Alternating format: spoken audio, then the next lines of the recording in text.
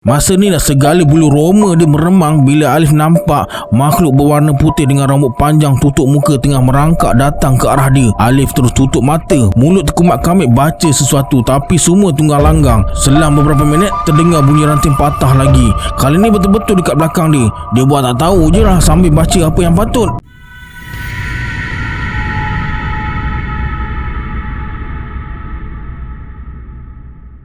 A'udzubillahi minasyaitonirrajim. Bismillahirrahmanirrahim. Assalamualaikum warahmatullahi wabarakatuh. Apa khabar sahabat semua? Kembali lagi bersama saya Syarul.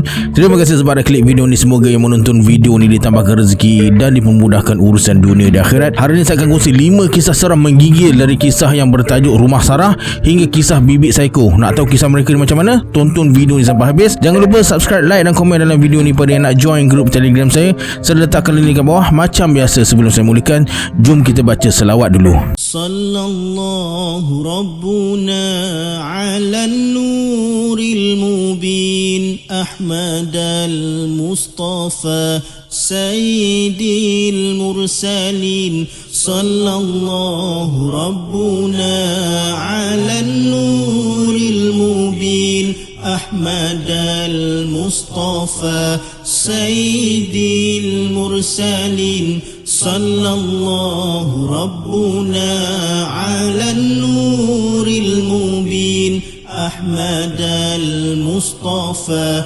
Sayyidil Mursalin. Tanpa buang masa lagi, jom let's jump to Rabak Seram.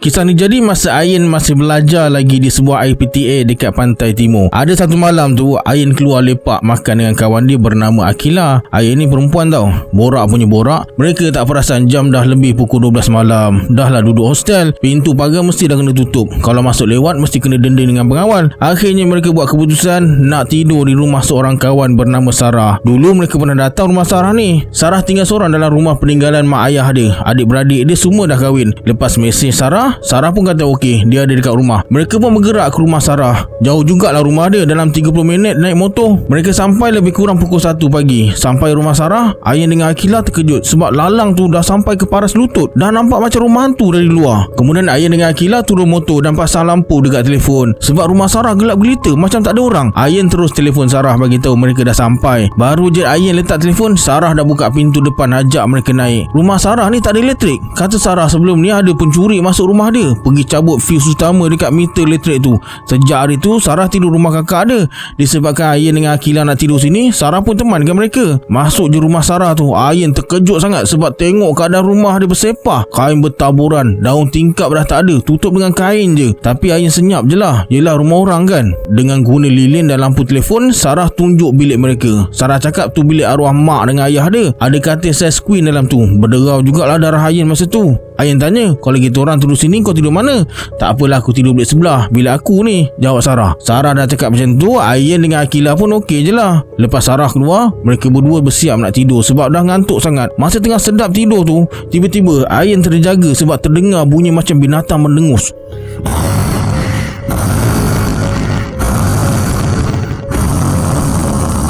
Mula-mula Ain ingat Akila berdengkur. Takkanlah teruk sangat bunyinya macam kerbau kena sembelih. Ain buka lampu telefon, tengok Akila. Dia tidur biasa je, tak ada berdengkur. Bunyi macam binatang berdengus tu pun dah hilang. Ain dah mula rasa pelik, tapi disebabkan terlampau mengantuk, dia sambung tidur semula. Masa tengah sedap tidur tu, tiba-tiba si Akila kejut Ain pula sambil buat isyarat suruh senyap. Lepas tu mereka dengar bunyi mendengus macam Ain dengar tadi. Masa tu terus hilang rasa mengantuk. Bulu roma habis meremang. Disebabkan Ain ni bukanlah penakut sangat, dia pun buka lampu telefon dan ajak Akila pergi bilik sebelah nak tengok Sarah. Sebab bunyi itu datang dari bilik Sarah. Kuat pula tu. Bukan apa takut babi masuk rumah, sebab tingkap rumah dia pun tutup pakai kain je. Mana tahu babi tu melompat masuk rumah. Bertemankan cahaya lampu telefon, mereka keluar pergi ke bilik Sarah. Tapi pelik juga, takkan Sarah tak dengar. Ain tengok jam, dah pukul 5 pagi. Nak masuk subuh dah. Akila duduk belakang Ain sambil pegang baju dia sampai susah nak berjalan. Bunyi mendengus tu masih terdengar lagi, makin kuat pula. Sampai depan bilik Sarah, Ain ketuk pintu bilik dia. Sarah, Tak semena-mena bunyi mendengus tu terus senyap. Malas nak tunggu Sarah buka pintu, Ain terus tolak pintu bilik tu. Tak berkunci dan mereka berdua terlopong bila tengok bilik Sarah tu kosong, tak ada orang.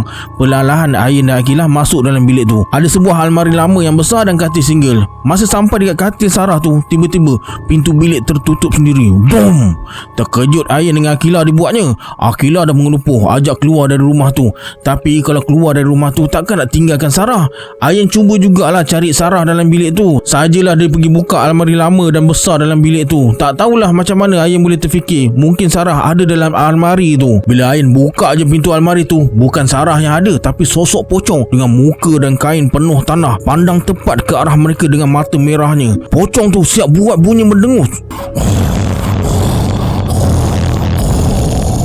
Ain dan Aqilah terus terkaku berdiri sambil pandang pocong tu. Bila dapat kekuatan sikit, Ain terus tutup pintu almari itu semula sambil tarik Aqilah yang dah jatuh terduduk atas lantai. Nak tak nak Ain terpaksa seret Aqilah keluar dari rumah tu. Sambil keluar tu Ain jerit, "Sarah, kami nak balik, kau jangan ikut." Nasib baik kunci motor ada dalam poket. Ain hidupkan motor dan terus pecut tinggalkan rumah Sarah. Redah semak sama depan rumah dia tu. Dah keluar dari kawasan rumah dengan tangan tergetah-getah, Ain bawa motor selaju boleh. Aqilah dah menangis dekat belakang sambil cakap, "Cepatlah Yin, cepatlah Yin." Ain tengok side mirror. Dia nampak pocong tadi dah berguling-guling kejar mereka dari belakang. Sampai dekat jalan besar, keadaan jadi terang sikit sebab ada lampu jalan. Kebetulan dah masuk waktu subuh. Azan pun berkumandang dekat masjid berdekatan situ. Ain tengok belakang, pocong tu dah hilang. Mereka berdua terus masuk dalam masjid tu. Aqilah dah berhenti menangis. Dia tanya, "Yin, apa jadi tadi? Apa benda tu, pocong ke? Takkan Sarah dah mati jadi hantu?" Lepas tu Ain periksa telefon nak tengok balik mesej dia dengan Sarah, tapi dah tak ada mesej tu. Mesej tu dah hilang. Lepas solat apa semua, dalam pukul 8 pagi tu mereka balik ke hostel. Sampai hostel, Ain telefon Sarah nak tanya dia dekat mana. Berderau darah Ain bila Sarah cakap dia balik Terengganu 3 hari lepas, saudara dia nikah. Kalau Sarah dekat Terengganu, habis yang dekat rumah dia malam tadi tu siapa? Sekarang rumah Sarah tu dah dirobohkan. Sarah pun dah kahwin dan pindah ke Pahang.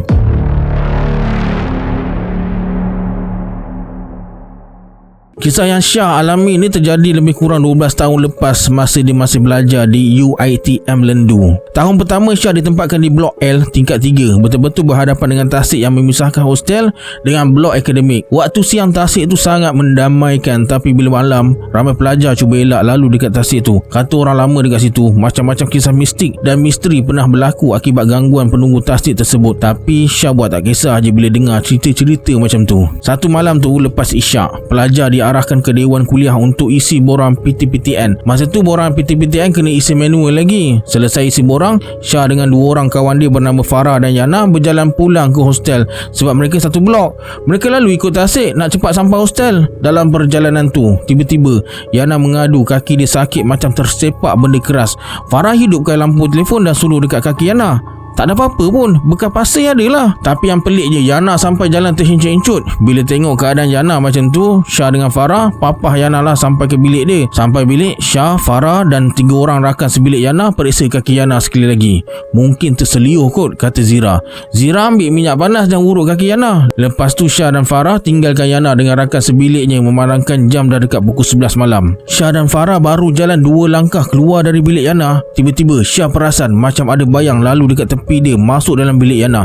Tapi Syah tak beritahu Farah dan mereka teruskan perjalanan ke bilik masing-masing. Pukul 11.30 malam, Syah dapat mesej dari Farah. "Syah, kau perasan tak tadi macam ada benda lintas dekat tepi kita?" Lah, Farah pun perasan juga. Syah ingatkan dia seorang je perasan. "Ya Farah, kita tak payahlah fikir benda tu. Dah malam ni, esok ada kelas." "Okey, selamat malam," kata si Syah ni. Esoknya dalam dewan kuliah, Syah tengok Yana duduk sorang-sorang dekat kerusi belakang sekali. Wajahnya nampak pucat macam orang tak sihat. Syah datang dekat Yana. "Yana, okey tak?" Yana hanya mengangguk je. Lepas tu Syah ajak Yana duduk sebelah dia sebab kerusi sebelah Syah ni kosong, tak ada orang. Tapi Yana tak nak. Masa Syah nak ke tempat duduk dia semula, Yana panggil, suruh datang dekat dia. Yana pun buka cerita. Kata Yana, malam tadi dia tak dapat tidur, macam ada sesuatu yang ganggu dia. Bila tutup mata, Yana nampak bayangan macam orang tua hodoh menyeringai dengan rambut kusut, mata terbeliak, perhati je dia. Sesekali kaki Yana yang sakit tu macam ditarik-tarik. Syah terus teringat bayangan yang lalu tepi dia malam tadi. Tapi Syah tak cerita dekat Yana. Malam Jumaat, kebiasaannya mereka buat bacaan Yasin dan makan-makan. Minggu tu giliran bilik Farah ketuai bacaan Yasin. Lepas isyak, mereka berkumpul dan mulakan bacaan Yasin. Masa tengah baca Yasin tu, mereka semua terdengar suara menjerit.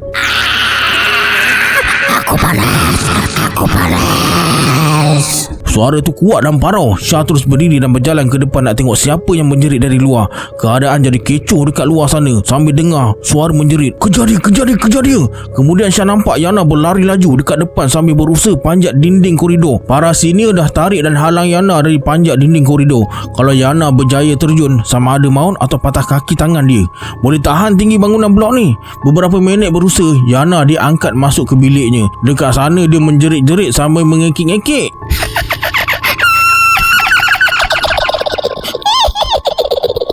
Wajahnya serta-merta berubah jadi pucat kebiruan dengan mata terbuntang. Tudungnya habis terbuka dan ikatan rambutnya terlepas. Kemudian kakak senior bernama Kak Razila panggil ketua blok dan mereka berbincang sesuatu. Ketua blok telefon seseorang. Lepas tu disuruh bawa Yana ke dewan bawah blok M bersebelahan dengan blok Syah. Yana pula sekejap menyeringai dan sekejap menangis. Sampai dekat bawah, Yana meronta-ronta nak lepaskan diri dan Yana berjaya lepaskan diri. Dia terus berlari ke arah tasik. Larian Yana tu begitu pantas. Ada beberapa orang pelajar sini lelaki kejar Yana. Syah pun kejar sekali. Yana dah nak terjun dalam tasik tu, tapi sempat diselamatkan oleh Syah dan pelajar sini lelaki tu. Syah sempat bertanya, "Yana, kau dah hilang akal ke nak terjun tasik ni? Kau penyibuk." "Pui, aku bukan Yana, aku melati," kata Yana. Yana ludah muka Syah. Kemudian Yana dibawa naik ke atas dan dimasukkan ke dalam dewan semula. Masa Yana dirawat tu, dia bertempik sambil menyeringai. Bila ditanya, makhluk yang rasuk tubuh Yana tu beritahu Yana dah tersepak anak dia masa lalu ikut tasik. Pada malam mereka isi borang PTPTN tu. Selesai sesi rawatan, Yana keletihan dan tertidur. Syah dan kawan-kawan papah Yana ke biliknya. Sejak hari tu, Yana masih belum sembuh. Dia tak lalu makan dan minum. Badan jadi kurus. Kadang-kadang bila mereka bersembang pasal Yana dekat bilik lain yang agak jauh dari bilik dia, tiba-tiba Yana akan muncul depan mereka dan mengamuk, "Apa sah korang cerita pasal aku? Jangan sibuk." Bukan sekali dua, tapi banyak kali. Bila suruh solat, Yana akan solat membelakangi kiblat dan hanya bergelak ketawa dalam bacaan solat dia tu. Menurut kawan-kawan sebilik Yana, pernah beberapa kali bila Yana balik rumah pakcik dia dekat Alur Gajah, mereka akan nampak kelibat Yana dekat atas katil atau dalam bilik air. Kegemaran Yana yang lain, dia suka berbaring sambil kepalanya terjuntai melentang dan rambut dia biarkan cecah lantai. Matanya akan meliar dan menyeringai. Ada kawan-kawan sebilik yang tak sanggup lagi tinggal sebilik dengan Yana ni. Sampai ada yang panggil Yana kawan iblis. Akhirnya Yana dibawa berubat oleh keluarganya. Lama juga proses pemulihan si Yana ni sampai dia diberi cuti beberapa bulan. Selain kisah Yana, ada kisah lain yang berlega-lega sekitar kampus tu. Antaranya pensyarah terserempak Pontianak di rumah bersebelahan blok G. Adik junior ternampak pocong di blok M dan macam-macam lagi. Lepas Syah kahwin, anak jiran sebelah rumah kebetulan dapat tawaran ke kampus yang sama dengan Syah. Dia pun ada pengalaman dirasuk penunggu tasik dan ceritakan kampus tu masih berhantu lagi. Siapa yang pernah belajar dekat sana mesti tahu kisah-kisah seram UiTM Lendu tu.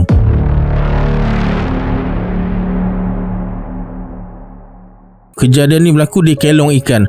Masa tu Pak Usup dengan 9 orang kaki pancing, adik dia 2 orang, anak buah 6 orang dan sepupu dia bernama Tam. Pak Usup ni bukan kaki pancing, tapi daripada mereput dekat rumah, lebih baik dia ikut. Mereka yang 9 orang ni memang dah biasa mancing di laut, termasuklah Tam yang bagi Pak Usup antara orang yang paling berani yang pernah dia jumpa. Kisahnya bermula bila semua pekerja di Kelong Ikan tu berhenti sebab tak tahan diganggu. Mereka bertolak ke Kelong Ikan tu naik bot. Sebelum bertolak, mereka sempatlah beli makanan, minuman, rokok dan jajan yang akan jadi peneman masa memancing nanti. Kelong ni strukturnya dari konkrit dan dibina atas laut. Ada rumah kongsi untuk pekerja siap dengan dapur dan tandas. Dari tempat tidur sampailah ke dapur, tingkapnya ialah tingkap kaca jenis sliding.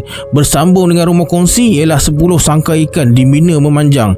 Hujung sekali ialah 2 bangsal. Satu bertutup untuk simpan makanan ikan dan satu lagi bangsal untuk pelbagai barang macam tali, torchlight, baldi dan macam-macam lagi. Di hujung kelong yang mereka panggil jeti ada tangga batu terus ke laut dan dekat situ bot akan ditambat. Kelong ni diterangi cahaya lampu yang sangat terang hingga melimpah ke laut. Memang terang benderang. Ada 10 lampu sorot mengelilingi kawasan kelong tu. Memang rasa selamatlah sebab kelong ni pun tak jauh dari darat, cuma airnya dalam. Mereka sampai di kelong tu pukul 9.30 malam. Tam yang dah biasa dengan keadaan kelong tu nasihatkan mereka supaya jangan terlalu gairah dan jangan terlalu bising. Tam dan adik Pak Usup bernama Awi yang paling otai dalam hal memancing ni berhasrat untuk tak teruskan memancing sebab kata mereka hujan dah nak datang seorang, tapi yang lain degil nak memancing juga. Lepas letak barang masing-masing, mereka pun cari tempat strategi untuk memancing. Pak Usop duduk tepi Tam dan tak jauh dari mereka Awi. Mereka duduk tak jauh dari hujung jeti berdekatan dengan bangsal terbuka tu. Boleh nampaklah antara satu sama lain sebab kawasannya taklah besar dan memang terang benderang. 30 minit berlalu, tiba-tiba Awi datang duduk dekat Pak Usop. Dia pesan jangan panik sambil melambai tangan ke arah Tam. Bila Tam sampai, Awi kata, dia dah buat dah. Kau tengok siapa yang duduk dekat tangga tepi bot tu Tam. Apa yang mereka nampak adalah ahli yang ke-11 berbaju putih dan bertopi merah duduk atas tangga jeti membelakangi mereka sambil pegang joran. Tiba-tiba mereka tersentap bila dengar sorakan gembira salah seorang anak buah Pak Usop yang dapat ikan yang agak besar. Bila mereka toleh ke arah tangga semula, mereka nampak orang tu semakin turun ke bawah, ke laut lah. Mereka pun berdiri dan serentak dengan tu, orang tu toleh ke arah mereka. Mukanya pucat dengan mata besar tersembul keluar. Kemudian orang tu terjun ke dalam laut. Walaupun tubuhnya tak besar mana, tapi kocakan air laut dekat tempat orang tu terjun sangat besar dan sangat tinggi, macam bunyi letupan, bukan macam bunyi orang terjun dalam laut. Mereka terus berlari ke hujung jati dan apa yang mereka nampak amat menakutkan. Dari cahaya lampu yang terang, mereka nampak sosok putih macam badan manusia bergerak pantas di bawah permukaan air sangat laju. Anak-anak buah Pak Usop yang lain pun nampak memang laju dan sosok tu hilang di kawasan rumah kongsi tu. Kemudian Tam suruh mereka semua masuk dalam. Bila semua dah berada dalam rumah kongsi, pintu ditutup dan Tam pastikan semua pintu terutama pintu tandas ditutup. Untuk redakan suasana, anak-anak buah Pak Usop ni pasanglah DVD Gusti sambil minum air panas. Pak Usop dan Tam melepak dekat pintu. Adik Pak Usop yang 2 orang tu sibuk masak Maggi dekat dapur. Lama kelamaan mereka macam lupakan kejadian tadi, hinggalah pintu tandas diketuk dan diguncang dengan kuat. Ada 3 tandas, 2 tempat mandi dan pintu tandas paling hujung tu yang diguncang. Anak-anak buah Pak Usop yang leka tengok TV terus bangun dan meluru ke dapur, tapi ditahan oleh Awi dan seorang lagi adik Pak Usop bernama Amon. Makin lama ketukan tu makin ganas dan makin kuat. Tak cukup dengan tu, pintu diguncang sampai nak bergegar rumah kongsi tu. Tam yang dari tadi macam simpan kemarahan dia terus pergi ke dapur dan keluarkan parang lalu meluru ke tandas. Tiba-tiba ketukan dan goncangan pintu tu terus hilang. Tak lama kemudian hujan pun turun dengan angin yang kuat. Barulah nampak riak ketakutan di wajah anak-anak buah Pak Usop. Masing-masing sekolah menengah lagi masa tu. Tapi Amon, Awi dan Tam je tenang. Amon suruh mereka baca surah kursi dengan kuat. Mata Tam meliar pandang keluar. Ish, celaka sungguh benda ni, kata Tam. Tiba-tiba mereka terdengar macam kaca tingkap dilanggar sesuatu. Semua menoleh ke tingkap sebab tingkap tu dekat belakang mereka. Mereka semua nampak lembaga seorang lelaki melekat dekat kaca tingkap dekat luar. Badannya melekat dekat cermin sambil kepalanya bergerak meliuk-liuk pandang mereka semua. Itulah lembaga yang Pak Usop nampak dekat jeti tadi. Sekali lagi Tam ambil parang, buka pintu dan kejar lembaga tu yang tiba-tiba gaib. Tam dan Awi berlari dalam hujan sampai ke hujung jeti, tapi setakat tu je lah yang mereka nampak. Tak lama kemudian mereka patah balik. Hingga tengah malam hujan masih menggila dekat luar, tapi tak ada gangguan dari benda lain. Tenang sikit, kopi pekat dibancuh, jajan semua dikeluarkan dan asap rokok berkepul-kepul keluar dari mulut mereka. Keadaan kembali normal dan mereka mula bersembang, tapi Tam masih lagi diam dan serius. Korang jangan seronok sangat, dia tak habis kacau lagi ni, kata Tam. Mereka semua terdiam dan keadaan jadi sepi semula. Yang mereka dapat dengar hanyalah bunyi hujan yang menimpa bumbung. Tingkap semua ditutup dengan kain. Dalam masa yang sama, mata Tam tak lepas dari memandang ruang di antara bumbung dan dinding bahagian tandas. Sementara tunggu hujan dan angin reda, mereka bergila-gila lelapkan mata. Semua barang mancing dah dikemaskan, lampu tak ditutup. Tak lama kemudian mereka terdengar macam bunyi baldi isi makanan ikan dipukul-pukul. Makin lama makin kuat. Semua meninjau-ninjau dekat luar ikut kain yang digantung, tapi tak nampak apa-apa. Dan masa inilah mereka dengar Tam menjerit maki hamun sambil pandang antara ruang bumbung dan dinding di tandas. Mereka semua nampak ada tangan kurus pucat meraba-raba cuba nak buka pintu yang sememangnya dah dikunci. Memang tak ada manusia yang boleh buat macam tu, sebab di sebalik dinding tandas tu ialah laut lepas dan kelong ni dibina agak tinggi. Tangan tu luar biasa panjang, kurus dan amat pucat kehijauan dengan luka-luka yang sangat jelas. Sekelip mata tangan tu macam ditarik dari luar. Kelang kabut dibuatnya. Tak boleh jadi ni, lagi lama lagi parah, kata Tam sambil suruh mereka semua pergi ke bot walaupun keadaan masih hujan. Katanya jangan berhenti baca ayat kursi sampai kaki mereka semua sentuh tanah. tanah. Tak ada gangguan masa mereka semua dah berada dalam bot. Enjin dihidupkan dan bot meluncur ke darat. Tengah jalan dan darat pun dah dekat, mereka terdengar deburan air tak jauh dari bot. Beberapa lampu suluh mereka nyalakan dan apa yang mereka nampak buat semua menjerit ketakutan. Lembaga lelaki tadi tu macam tengah melompat-lompat atas air sambil tangannya melambai panggil mereka. Tapi dia tak kejar pun bot tu. Dia pakai topi merah. Kemudian lembaga tu tenggelam. Sampai dekat darat, lepas ikat bot, mereka berlari ke pondok yang memang ada dekat situ. Semuanya terdiam. Bila semangat dah datang semula, barulah mereka ke motor masing-masing balik ke rumah.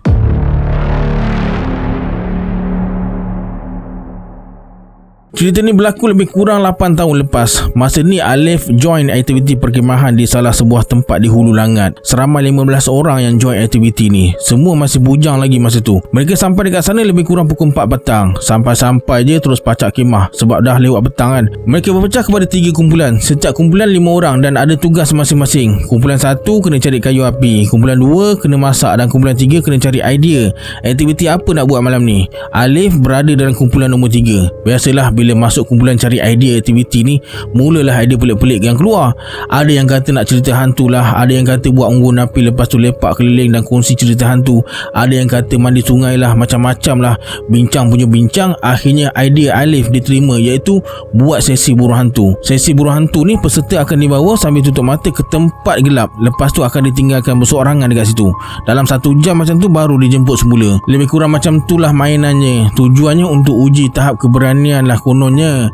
Yang join aktiviti ni cuma 10 orang je. Lagi 5 orang akan monitor aktiviti ni. Aktiviti ni mereka buat tepat pukul 11 malam. Tepat pukul 11 malam mereka diberikan sehelai kain untuk tutup mata. Alif antara orang yang tak sabar nak buat aktiviti ni. Yelah cadangan dia kan. Selesai tutup mata, Alif terus dibawa ke satu tempat yang dia sendiri pun tak tahu dekat mana. Sampai dekat tempat tu, Alif diarahkan supaya buka kain penutup mata. Alif pun buka. Yang bawa Alif masa tu bernama Bob. Bob suruh duduk situ. Nanti lepas sejam dia datang semula. Aku letak kau ni dekat tempat paling jauh dari semua orang. Cadangan kau kan, kata Bob. Lepas tu Bob tinggalkan Alif sambil ketawa. Masa ni Alif dah rasa tak sedap hati. Depan dia masa tu sungai, sebab dengar jelas sangat bunyi air sungai tu mengalir. Lepas Bob pergi, Alif terus perhati keadaan sekeliling. Memang tak nampak apa-apa. Alif pun duduk sambil layan perasaan sorang-sorang. Tengah syok layan perasaan tu, tiba-tiba Alif terdengar bunyi ranting di pijak. Alif pun perlahan-lahan lah toleh belakang.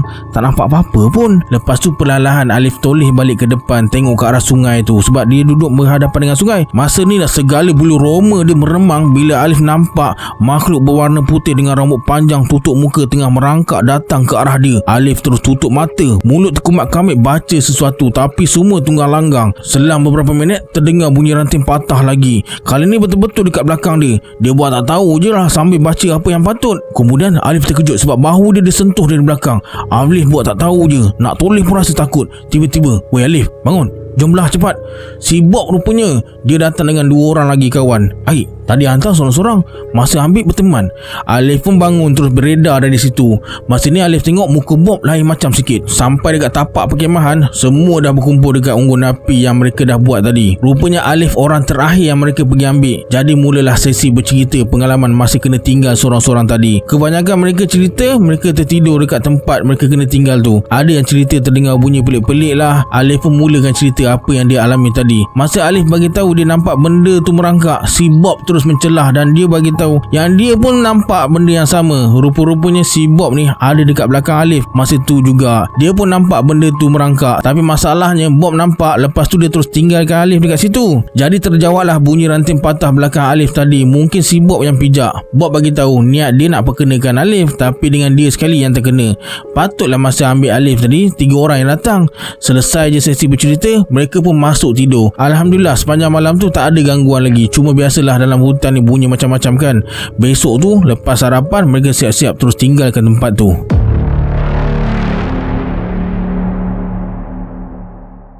Kisah ni dikongsi oleh Hani. Dah berkahwin, ada 2 orang anak yang masih kecil. Memandangkan Hani dengan suami dia bekerja, jadi mereka memang tak ada masa untuk jaga rumah. Lebih kurang sebulan lepas Hani lahirkan anak kedua, mereka terus upah membantu rumah warga Indonesia bernama Ratna. Kerja Ratna ni hanya urus hal dalam rumah je, sebab anak-anak Hani hantar ke pengasuh. Mula-mula kerja tu Hani puas hatilah dengan Ratna ni. Rajin, cekap, semua adalah. Tapi masuk bulan kedua, Ratna mula buat perangai. Hani ni kerja hospital, jadi uniform dia memang putih lah. Tengah kalut pagi tu nak pergi kerja, Hani tengok Ratna tengah kalut buat sarapan sampai lupa nak gosok baju kerja Hani. Malas nak cakap banyak, Hani buatlah sendiri. Masa angkat baju nak letak atas iron board tu, tergamam Hani tengok baju dia dah bertumpuk-tumpuk dengan darah. Mendidih jugalah Hani masa tu. Hani tanya Ratna, dia basuh baju kerja ni dengan pad darah dia ke? Sebab masa tu Hani tak datang bulan lagi. Ratna tersengih je masa Hani tanya tu. Nasib suami ada masa tu, kalau tak dah makan penampar pagi tu. Dah lah nak pergi kerja. Lepas tu makin lama Ratna ni mula dominasi rumah Hani ni. Tak tahulah mentera apa yang dia baca. Bila Hani masuk je rumah terus rasa letih teramat sangat. Balik kerja je terus tidur, sampai ke suami yang selalu on call tu pun tegur sebab Hani letih melebihi dia. Ada satu hari tu ada sepupu Hani datang rumah. Dia tanya, kenapa rumah ni tak ada seri macam selalu? Sebelum balik tu dia pesanlah suruh Hani banyak-banyak baca Quran dan zikir dekat dalam rumah tu. Hani perasan Ratna ni masa waktu maghrib je hilang. Solat maghrib ke? Wuduk dia ambil dekat mana? Toilet dekat luar bilik. Hani sengajalah intai dalam bilik Ratna. Perlahan dia buka pintu bilik. Terkejut Hani bila tengok Ratna pakai bikini sambil make up depan cermin. Terkejut si Hani ni sampai terjerkahlah Ratna yang tengah duduk depan cermin tu. Tanpa reaksi, Ratna buat selamba je. Dekat dapur tu tak payah cakap lah, Ratna susun semua barang terlangkup. Dengan kicap sos pun dia tungging ke atas. Bila Hani tanya, dia bagi jawapan bodoh pula. Ada satu malam tu, anak Hani yang pertama tu umur 5 tahun. Masa Hani tengah bersembang atas katil dengan suami dia, anak pertama tu join lah sekali. Hani tepuk-tepuk lah punggung dia nak bagi dia tidur. Lepas tu Hani rasa pelik, macam ada sesuatu dekat punggung anak dia ni. Hani buka lah tengok benda apa. Ya Allah, ada pad berdarah dekat celah kangkang anak dia. Anak cakap bibik yang letak. Malam tu juga Hani tampar Ratna. Lepas tu suruh dia keluar dari rumah ni. Waktu halau tu ingatkan Ratna dah keluar betul-betul. Tengok-tengok dia tidur dalam kolam ikan depan rumah yang dah kering tu. Hani terus telefon ejen pembantu rumah dan bagi tahu keadaan Ratna. Selang beberapa hari, Hani dengan suami bawa Ratna jumpa psikiatrik. Rupanya dia ada masalah mental disorder. Bila tengok sejarah Ratna dari ejen sebelum ni, memang dia ada masalah. Ratna ada 3 orang anak dan ketiga-tiganya meninggal dalam kemalangan. Masa tu Hani rasa kesian, geram, sedih, semua bercampur bau. Tak semua orang ada latar kehidupan yang bahagia. Ratna jadi macam tu sebab latar belakang dia. Hani serik dah nak ambil pembantu rumah selepas tu. Sepupu Rani cakap Ratna tu amalkan ilmu hitam. Sebab tu frame yang tergantung ayat kursi dekat dalam bilik dia tu pun dia terbalikkan. Okey, sampai sini dulu kisah untuk hari ini. Sebelum kita pisah, anggaplah kisah ini sebagai hiburan semata-mata. Janganlah terlalu mudah percaya, hanya yang mengalaminya tahu akan kebenaran sesuatu kisah tu. Kita berjumpa di video akan datang. Saya Syarul. Assalamualaikum. Adios.